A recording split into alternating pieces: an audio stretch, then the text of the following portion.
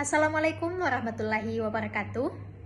Yang terhormat Bapak Dr. Insinyur Abdul Aziz, Magister Pendidikan, Magister Teknik, Magister Sains, Insinyur Profesional Madya, ASEAN Engineering, EPIC Engineering.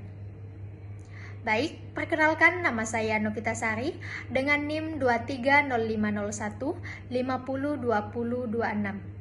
Video ini saya buat untuk memenuhi salah satu tugas mata kuliah dasar-dasar pembelajaran dalam PIPA. Selanjutnya ada landasan hukum dan tujuan utama. Landasan hukum didasarkan pada Permendikbudristek nomor 16 tahun 2022 tentang standar proses pada pendidikan menengah dan juga dasar. Adapun tujuan operasionalnya yaitu untuk memaksimalkan efisiensi dan efektivitas alokasi waktu KBM. Kedua, memfasilitasi pembelajaran terdiferensiasi berdasarkan taraf kemampuan dan juga karakter peserta didik, serta menjamin standarisasi kualitas proses pendidik nasional. Adapun peta navigasi pembelajaran yang berfungsi sebagai pedoman operasional harian bagi guru maupun seorang pendidik yang mengajar secara terarah, terukur serta mampu meminimalkan hambatan yang terjadi di dalam kelas. Dan kesetaraan hak belajar yaitu menjamin seluruh peserta didik mendapatkan kualitas materi yang setara dan juga terstruktur sesuai dengan tahap perkembangan kognitif dan karakteristik dari peserta didik tersebut. Selanjutnya yaitu ada peran strategi pendidik. Arsitek pengalaman belajar dalam kurikulum Merdeka, guru bertransformasi dari sekedar penyampaian materi menjadi perancang pengalaman belajar yang kontekstual. Adapun peran utama yang pertama yaitu perencana, yaitu merancang skenario pembelajaran, strategi instruksional dan juga alokasi sumber daya. Yang kedua ada fasilitator, yaitu menyediakan sarana, aksesibilitas media, serta mengarahkan proses interaksi pembelajaran. Selanjutnya, evaluator, yaitu untuk mengukur dan menganalisis perkembangan kompetensi belajar secara spesifik, dan inovator, yaitu mengembangkan metode, media, dan juga pendekatan pembelajaran yang adaptif terhadap perkembangan zaman. Materi selanjutnya yaitu menganalisis capaian pembelajaran, tujuan pembelajaran, serta alur tujuan pembelajaran. Yang pertama ada capaian pembelajaran, yaitu kompetensi pembelajaran minimum yang wajib dicapai oleh peserta didik pada setiap fase perkembangan yang ditetapkan oleh pemerintah pusat. Yang kedua ada tujuan pembelajaran, yaitu breakdown atau operasional dari capaian pembelajaran yang mencakup komponen kompetensi dan lingkup materi yang dirumuskan secara terukur oleh seorang pendidik. Dan yang ketiga yaitu ATP atau alur tujuan pembelajaran yang memuat rangkaian tujuan pembelajaran yang kita susun secara logis, hierarkis, dan sistematis dari awal hingga akhir. Selanjutnya ada penyusunan modul ajar. Dokumen operasional utama yaitu modul ajar merupakan implementasi dari alur tujuan pembelajaran yang dilengkapi dengan media pengajaran, petunjuk aktivitas, serta rencana evaluasi.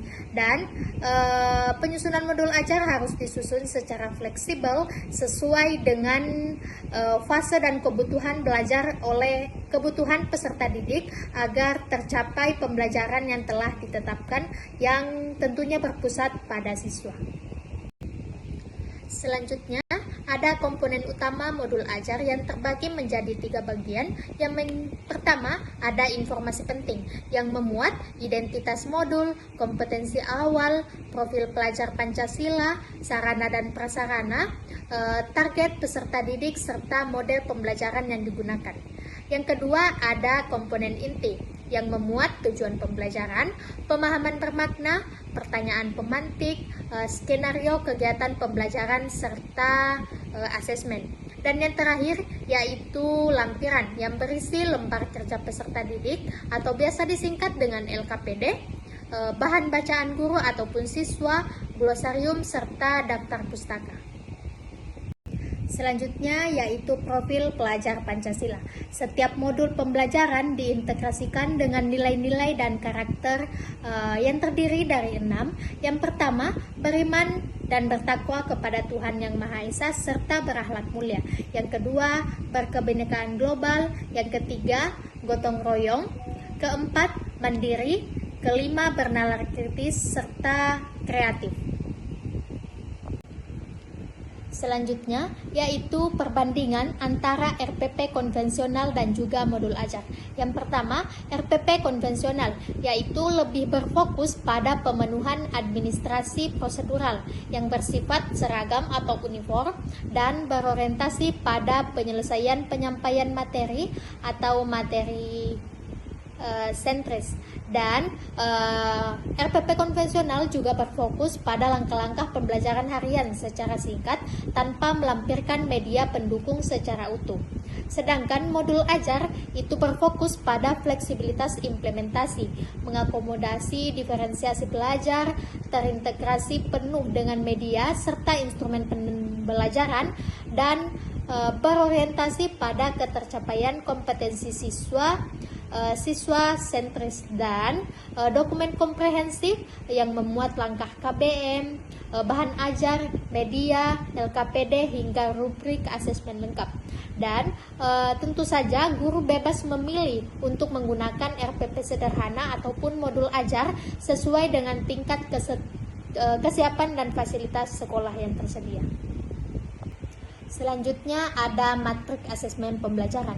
Yang pertama, bentuk asesmen yaitu asesmen diagnostik dengan fokus dan tujuan evaluasinya yaitu mematakan kemampuan awal dan kondisi kognitif maupun non-kognitif siswa. Bentuk atau instrumen yang digunakan di kelas yaitu kuis singkat, angket minat, serta wawancara reflektif. Yang kedua, asesmen formatif yaitu memantau perbaikan proses pembelajaran secara berkelanjutan, dan bentuk instrumen di kelasnya yaitu seperti diskusi kelompok, observasi KBM, dan juga kuis secara tertulis. Dan yang terakhir yaitu asesmen sumatif yaitu menilai pencapaian tujuan pembelajaran pada akhir periode. Dan di instrumen di kelas yaitu seperti ujian tertulis akhir bab, unjuk kerja ataupun portofolio proyek. Dan materi terakhir mengenai evaluasi dan refleksi perangkat pembelajaran. Yang pertama ada siklus evaluasi self-evaluation, yaitu pendidik menganalisis kesesuaian antara rencana instruksional dan realisasi KBM. Yang kedua, student feedback atau mengumpulkan data persepsi siswa terhadap efektivitas metode belajar dan revision atau melakukan perbaikan pada komponen modul ajar untuk siklus pembelajaran berikutnya. Mungkin itu saja materi dari saya. Sekian, mohon maaf jika ada kesalahan. Wassalamualaikum warahmatullahi wabarakatuh.